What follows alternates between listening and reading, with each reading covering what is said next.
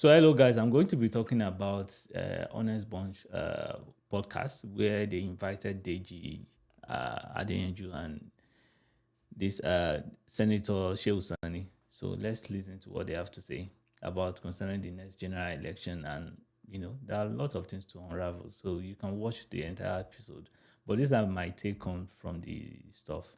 So that petrol, if you wake up and it's at 700 naira, I don't know if you saw the Dangote, which is another person I have serious issues against in this country. Why? What Why? you do? The reason is because how can you allow one man determine the fate and destiny of a nation? But the refineries were at the not refinery. working. Okay, look at that refinery that was built for him. Look at that refinery built that was for built him? for him. Why should it be? Why would you say it was built for him? He built Why would Deji say that refinery was built for him? I don't understand. Why would you say that? it himself. Oh, okay. Why that? we want to learn. Let CBN vote also be open to me, and let them give me dollar at the rate they were giving him, and see whether I will not build the refinery. On subsidy. So Deji was just trying to be very funny here, which I don't believe in him. He said like they opened the CBN vote for Dangote. Like for every government, in every country, they always open vote for a well-meaning entrepreneur. So it mustn't be Dangote. Any person that is willing to invest in the economy, they are willing to borrow you money. So it happens everywhere. So and if you come forward and you have a past history of past history of performance, and you are doing very well in business, every government they are always ready to borrow you money. So it's not only peculiar to Dangote. So that is wrong. If you want to, you right now, let's go back to subsidy. I want to ask you this question. Let him finish. Right now, you want us to go back to subsidy at a time when the Strait. If we are not going, I'm not saying we must. If we are not going back to subsidy, okay. So what's the solution? Or if we are not going back to subsidy, take that money, put it in an account. We used to have it before. Now we used to have sovereign wealth fund before, where we domicile monies to save for rainy day. Mm-hmm. Put that money. Don't give the money to any governor. Don't give it to my governor. But can we do without it? No, listen. Put that money where they talk about Alex Oti. Another very interesting stuff there. So I've heard this a couple of times when people say they've given Alex more money. By the way, he's getting more money. Delta has gotten more. Yes, but other more governors. money. So other governors are getting more money too. But those other governors are not working. But Okay, this okay, one okay. is also Comrade Deji, for clarity. Okay, a yes. one-eyed man is a king in the Yes. land of the blind. You say- So if you are- we you are are in a place, justifying- if we are you are in a place, justifying so my if saying. we are Yes. in a sorry, sir, let me land. If we are in a place Let me where land. other people that are also getting 10 talents are not doing anything with their talents, but somebody that also has a 10 talent is even using 5 to do something, why can you not say, okay, this person is even trying? Then just now. take him and put So him this- together with I the get- other I get person. you- I get your For point. clarity, Yes, I Deji. get her point. How You much understand? did Alex Oti, or how much has Alex Oti received from the Federation since he came into power? I think that even the Accountant General's office has, at some point, they stopped releasing the figures. They don't release the figures, not on the internet. Before, they used to release the figures. But again, this is what we talk about accountability. Governors are not. I will react. Even if Alex Oti doesn't, even if the Accountant General is not releasing, should Alex Oti and other governors, like my governor and Lagos, should they not be making the figures available? Say, when you want to critique me, don't critique me by water fountain and this. Critique me by what I have received. Yes, critique me based on what I've received versus water And how much fountain. I used And let's inside. just Not just oppose water it. fountain, there are Yes. roads. Oh, okay. There are roads. Okay, there are roads. Good. Okay, now let me ask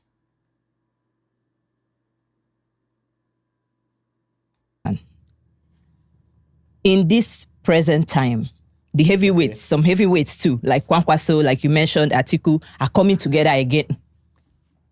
Don't you think what happened in 2015 will happen again? This is for Senator. For me, Yes. it will not happen. Why? Okay. Yeah, I have because to say, this is where they asked the amalgamation of all the political parties that happened during the Buhari time.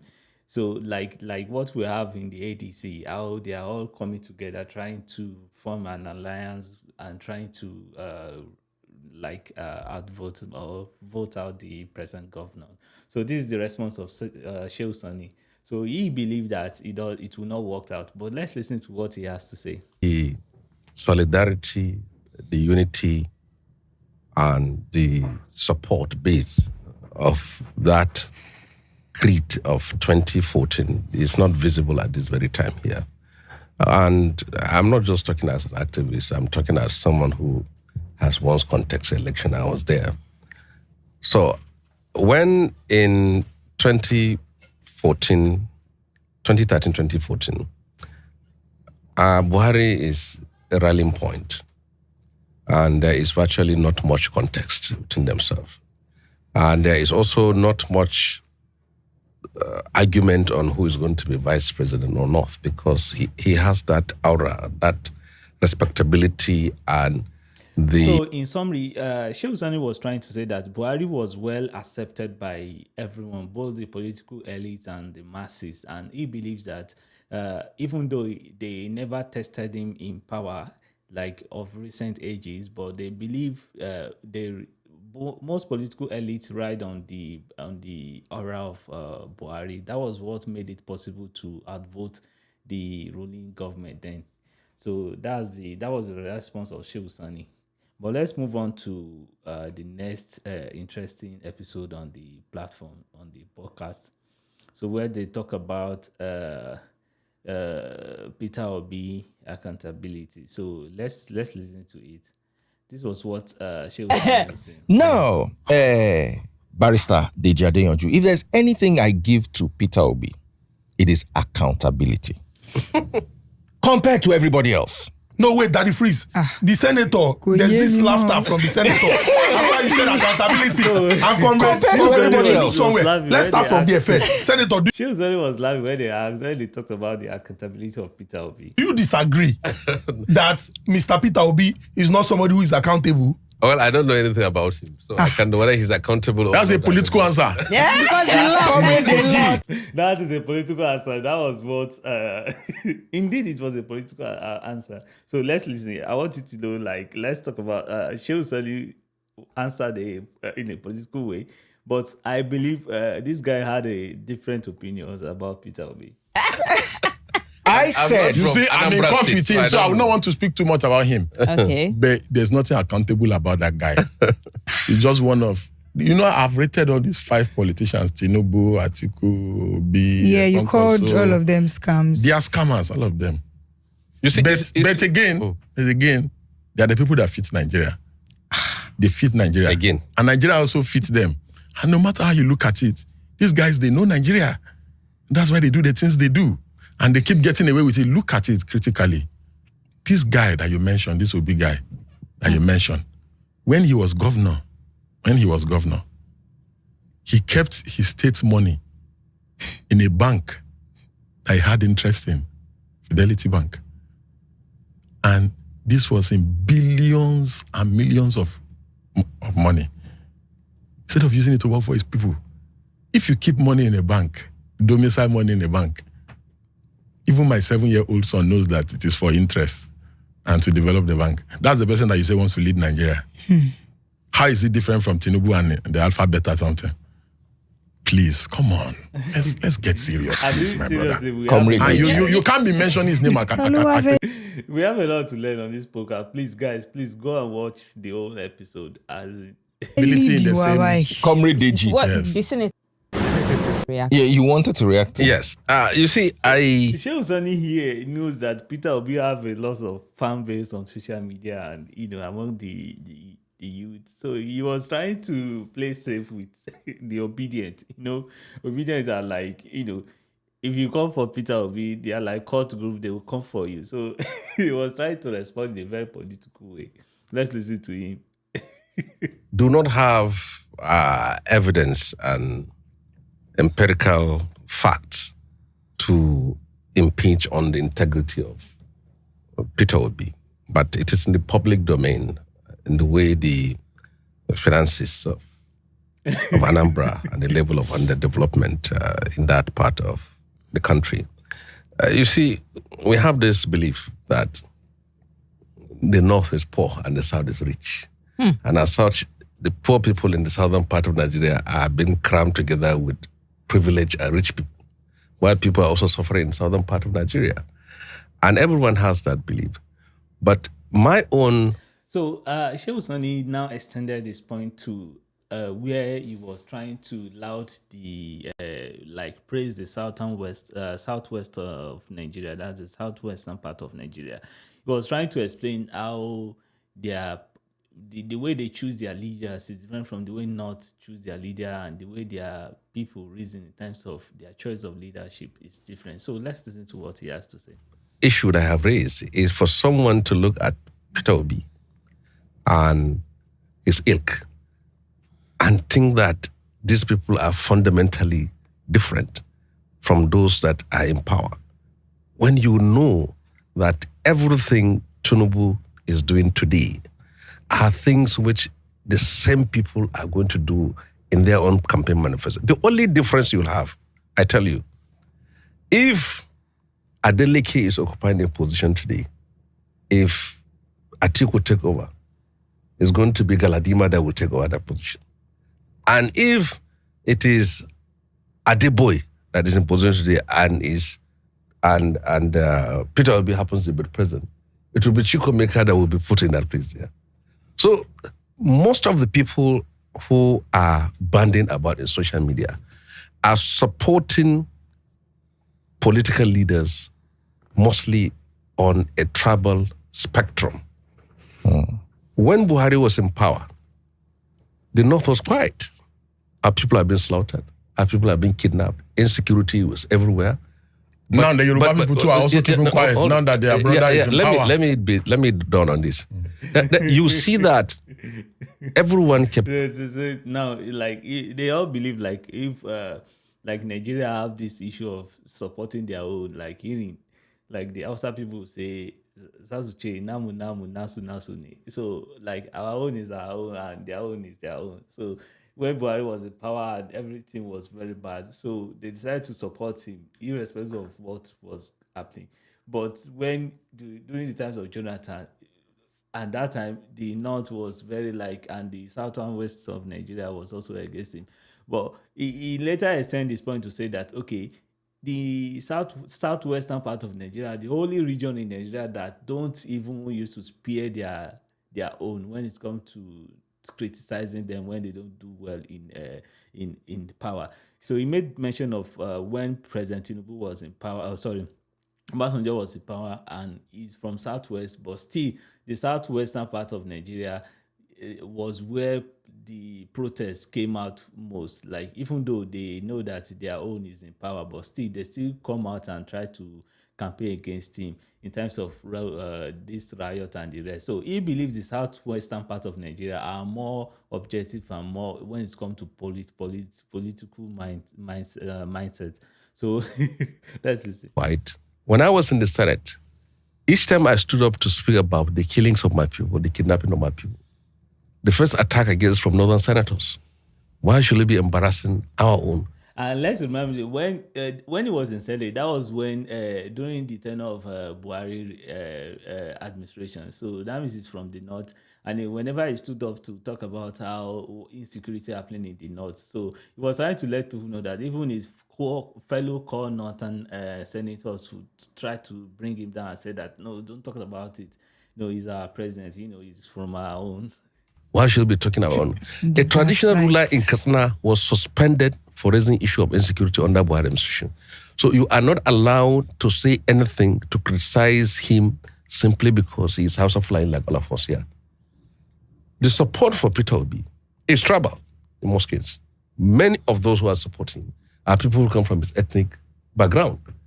This is the way Nigeria is structured. And in Tinubu case, I slightly disagree with hold on. In a case that we have here, in the southwestern part of Nigeria. So this is where you talk about the southwestern part of Nigeria. He has talked about the northern part of Nigeria and the south part of Nigeria, predominantly the southeast or something like that. So now let's hear what he has to say about southwest. Despite that, you see a large chunk of people here supporting Tinubu, but you can give it a point that the southwestern part of Nigeria is an area where people can come out openly and voice out their opposition to their leader. Correct. When Obasanjo was the president of Nigeria, if you see any strike and protest, it is more stronger here in the southwestern part of Nigeria. When Abdullah was denied the presidency, the South was supposed to be at peace with Shonika, but they refused. They fought him. They also fought Obasanjo. And there are people still speaking out there. In all the regions of this country, whether it is southeast, southwest, southwest, there was a time militants were threatening anybody who is against Jonathan, that Jonathan must not refuse to contest election. This is what happened when Jonathan was in power.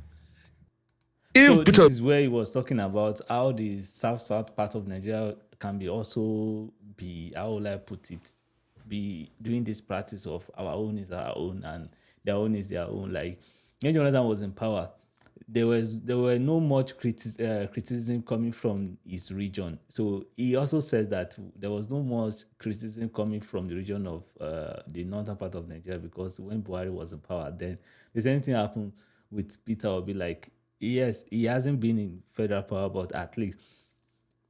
So what he's trying to say is that most of the leaders that have come from the southwestern part of Nigeria, they also face criticism from his own region. In fact, some from his state. Be become the president of Nigeria, the opposition is going to move to the north and the southwestern part of Nigeria. The opposition always move outside of the areas where the leader come from. And this is what is happening. So our leaders are very comfortable with that kind of ethnic and sectional solidarity they enjoy within our people. For example, in the north today, when Jonathan was in power and you support him, they are bound to call you an infidel. But now they cannot call you an infidel because Tinubu is a Muslim. The only thing they say you are anti-North. Most of the issues they are raising up today in the North has happened when our own was in power. At a certain point in time, all the security apparatus, if you think. So now, this is where Senator Shehu Sani was asked, like, is it possible for us to have youth as a leader, like a president in Nigeria that, you know, he tried to cite a sample of Senegal election and how it's possible for us to have a youth as a leader, despite having all these political gladiators. You sit down and power will just look at you and it slips away from their hands. It's something that never happens anymore. Hold on. I'm coming here. You want to contest election. Free and fair election. Free and fair election. Yes. I think you want to go to ADC, right? For example, right? Okay. Okay. The form for ADC is not going to be 1,000 naira. Millions. It's going to be millions of naira. The form for APC is still millions of naira. The ESCOs of political parties, ideally, if you want to be the chairman of your ward, you collect form, you fill it, you contest, and then you won. No political party conduct election for ESCO. They are allocated. If they're going to be 25 members of ward ESCO, they say you bring two, you bring two, you bring two. That's how it's done in ruling party, it's done in opposition parties. So I want to tell you that there are certain rituals that are the same. And again, you can't be a candidate. If you are from River State, under ADC, your loyalty will be to who is Amechi, and how does democracy come to be in that place? If you are from Kano State, you are from ADC. It's whether Kwankwaso has approved you or he has not approved you. So I want you to tell me, how does that differ from what the ruling party is doing? So you can't raise up from nowhere. The choices you have are two. If you want to be in a major political party, you have to battle the warlords there. And if you want to be in a small political party, resources will bring you down. Yes. I differ a little bit with what the distinguished said about Peter. Everybody knows my stand with Peter, but I don't feel that the majority of people that support him are because he won in Cross River, Nasarawa, Plateau, I don't think Lagos, Abuja. I don't think the majority of them are doing it because they are tribalistic. Or yes, there are a lot of tribalistic people supporting him, a lot of bigots supporting him. Him himself is a bigot. I've said it.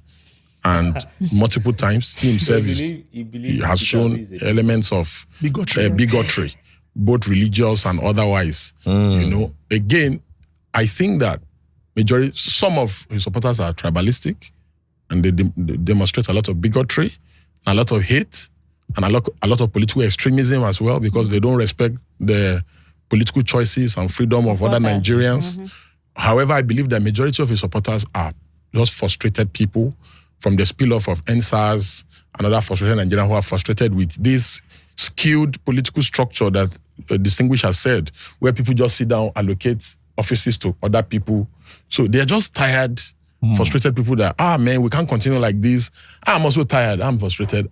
If I hadn't seen through the man's bullshit, I'd probably even be an obedient. I would have joined them. Again, if not for some of their toxicity and the insults and unwanted dragging of people and trying to suppress people's rights and all that. So, but I see their pain.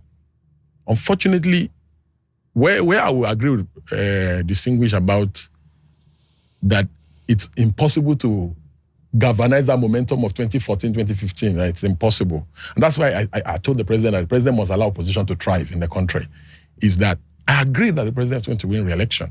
Anybody who understands politics, we've been around for a while. Anybody who is still telling you that, the president will not win re-election, it's like when we were contesting for SUG those days. We know we're going to lose, discussing with never voice it out. You know, whenever somebody passes in school, they say, they brainwash themselves. So I picked two things, right? That I wanted to ask you a question earlier, but then I picked another one. Sowore was here earlier. So this was where they were asked if Sowore has stand a chance of winning. Let's listen to what they will say. Especially Deji. And he said that if the election was free and fair, that Tinubu can never beat him. That's one question. What you think about that? And the second question another question that I also want to ask you is, from what the distinguished senator has said here about the ethnicity and, do you think Nigeria has any business being together? You see, I'm one of those Nigerians that even my worst critic knows that I say the truth. My worst critic. Because I will look you to your face and tell you that this thing you are saying is a lie. Which are you answering now? Now, I'm asking the question that you said Sowore answered. That if elections were free and fair, that he would defeat Tinubu hands down. It's not possible. That one is not possible. That's your guy. He's my guy. My personal Egbon is not possible. Jagaban. This Jagaban, he knows how to run with it, snatch it, grab it. It's not possible. In a free and fair election. Even in a free and fair, he will still grab it. No, I'm going to still, I will hit the nail. Even in a free and fair, he will still grab it. In free and fair. Because you see why? Nigerians are cursed with the love of money. This free and fair will come with bag of rice. Nobody can stop Nigerians from collecting rice. Nobody, except if maybe there's a spiritual decree. If you collect rice, you will die. Sowore does not have rice to give anyone. They set a trap for. So he can never, even in a dream. Set a trap for him. No. So they asked one question. At a point, left. They asked question for that. Because yes, we may have our different. Like he can't entirely criticize. Say bad thing about administration. Every administration has a good and a bad aspect. So he believes this. Let's listen. But we are loving people. Do you understand? We are loving people. So I love the idea, and it breaks my heart when I hear anybody talk about this kind of conversations. It breaks my heart. However, there are people that feel this way. We must listen to them. We must not hound them. We must not shut them up. We must hear their genuine grievances and complaints. See. People say, I'm very critical. I'm combative. I'm this. Is it not Peter I was just defending just now? And I defended him ideological. Look at all the things I've said against the Tinubu government today. But I will be sounding like an ADC member if I will say that there's no good thing that has been done in this government, or there's nobody in the government that has done anything. What are the good things that this government has done? That's a trap. That's a trap question. Answer it. What are the good things this APC government has done, Comrade Deji? Well, for instance, let me take. You need water? No, I don't need water. For instance, let me take this issue of law practice that we've been doing. So, under the Buhari government, a lot of people were arrested on the basis that they are members of IPOB, innocent people. In fact, there's one of our clients, Mrs. Ifedi, who died at the Wawa barracks. She and her husband were arrested in their restaurant. The only reason that they were arrested under the Buhari government was that IPOB people used to come there and do meeting. They arrested everybody, including the woman. I became aware of this matter over a year ago. In short, Deji was just trying to say that during the Buhari administration, the judiciary system was a bit biased towards the government and was more biased towards the government, and there was a bit of impunity, like he said. He believes like they can just arrest people and without trial and put them in jail and something like that. But during the Tinubu administration, he said like such thing has been able to, like, they were able to solve that kind of problem. That, in his own words, like he believed there are a lot of changes compared to Buhari administration when it comes to using the trial, putting people in prison without proper trial. So that's what he said about that. So they also asked, he also mentioned about one positive thing about Tinubu administration. He talked about the passport, you understand? Pursuing several other people who are being kept in that place. In fact, that place must be shut down because that place, they are standing trial. Again. Excuse me, sir. How old were you when you made your first million? What is this for? We're trying to get advice for the younger generation. Talking about EFCC. For a very long time, as long as I can remember, EFCC officials were dismissed for corruption. Several of them, I think almost 30 of them. Some of them are even in court. Do you understand? So, the government is bad, very bad. But it would be very, very unfair on my part not to highlight, because it will look as if I'm doing opposition, and I'm not a member of the opposition. I'm just a critic. I'm just unhappy with the way the system has been programmed in the country. Again, look at this issue of the passport issue. So what do you call this, our passport again? Our international passport. Before there was always... This is where it was lauding the efforts of this administration, that Mr. Tinubu administration, about passport. Backlog. There was always backlog. But there has been some form of, I wouldn't say perfect speed, but considerable progress. Yes, considerable progress. And again, I also think that we should do the same for people that issue plate number. VIO. Those people, they are the most incompetent, because you are the one that say I should say something. They are one of the most incompetent people in this government. You apply for a plate number, it takes months now. They tell you that they don't have plate number to print. This one happened to me myself. They tell you that they don't have plate numbers to print. Where are they printing the plate numbers for? I think this was the same thing that they were doing with their passports.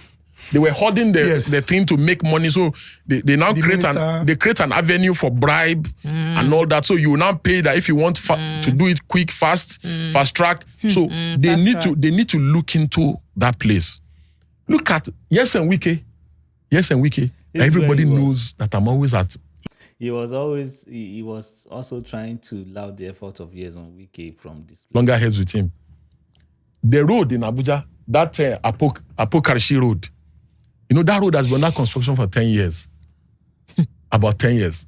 Go and look at the speed of light with which the guy is almost done with that work. But this thing just collapsed the other day. No, that is the point. That is the point I want to get to. That is not to tell you that those projects that he's doing, he must have inflated them by 10 times the price. Look at what he did in the ICC. Look at the ICC. Look at how much he said he did the ICC. I went to the ICC. It was painted. Even the chairs, they were resewn. I saw double sewing on the chairs. But you see, the Apokarshi Road, I have publicly commended him. The fact that I criticize him does not mean that I will see something negative, positive, and not say it. All right, interesting. So let's talk about accountability now so that we can make progress. I raise you this flyer from the build up to 2015. Generate, transmit, and distribute electricity on a 24/7 basis. That is change. Vote Buhari Osibajo. That was in 2015. Now, I'll play this video from President Bola Ahmed Tinubu, and I would like to hear your reaction. Whichever way, by all means necessary, you must have electricity. A promise made will be a promise kept.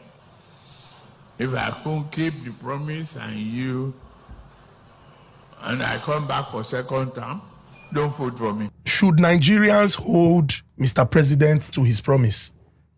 Yes, of course they should. They should. But he said they should not vote for him. Well, he has already been able to make at least, he has addressed problems maybe by 30%. So if you vote for him, the 70 will be. How do you mean he has addressed the problem? Na Say, bear moving from the national grid to solar in the Aso Villa, or you say he has been able to address the Maybe problem? there's light in this. Oh my God, politics is very. But it happened in the United States. There was a civil war.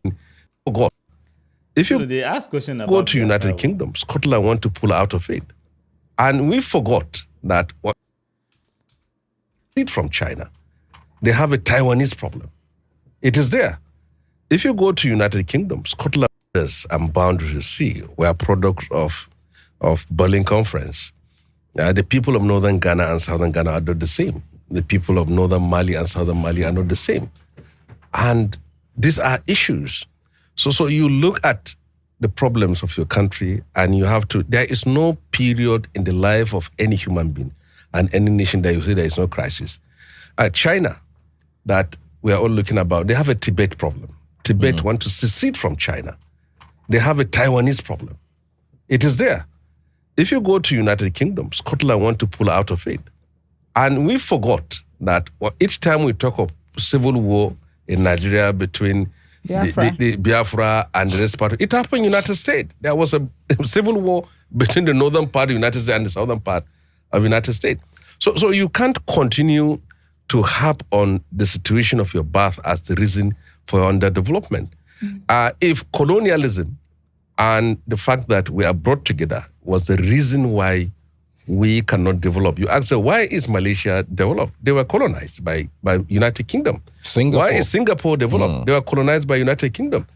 And then you ask yourself, why has such things happened? Malaysia and Singapore used to be one country. And when they divided into two, all the two sides are all developed. In Sudan, they used to be one country. When they divided into two, both the north and the south are in crisis. So the point is that... To answer my question Yes, on the continuity, like long-term governance. No, you can't say that if someone has failed to do what needs to be done, the people should take their own destiny in their hands. But the fact is that we have a society. That's when people are saying that the North people are poor and the South. If you give rights to people in the South, they'll still vote for it. But It has happened in Anambra. It has happened in other states where food and other things are being shared to people. But you know that, sir. But you know that In Kaduna people too. will say, During the by-election, they bought votes for 500 No, naira. we don't Sir, we don't sir. give money. Sir, what led me to the question that I asked, which I haven't also gotten clarity, is that people say that the job cannot be done in a short period of 4 years or 8 years. It's not- Maybe it's not- if people stayed longer, they would be able to achieve more than cutting it short within 4 years or 8 years. If you know then a people, new- I mean, 4 years then or a 8 new years, don't person even has stay to longer. come. The next question that should follow that is that if Tinubu succeed now, will he do life president? I think you want to ask if he succeed with this one Sir, party you have been state. talking about how all our leaders play the same game. Yes. Now, This is a very, very, how will I put it? This is a very, it's a very lovely episode that everyone will love and you will understand. You will really enjoy it. Go and watch the whole episode on Glitch Africa Studios. So the name of the podcast is The Honest Bunch Podcast. The episode is written on it there, so you can just go and watch it. This is the episode. Tinubu, this is the episode. You understand? So this is the episode there. This Tinubu must bow. Deji Adeyanju versus Shehu Sani and the rest. Thank you. Anyway, thank you for helping me watch it.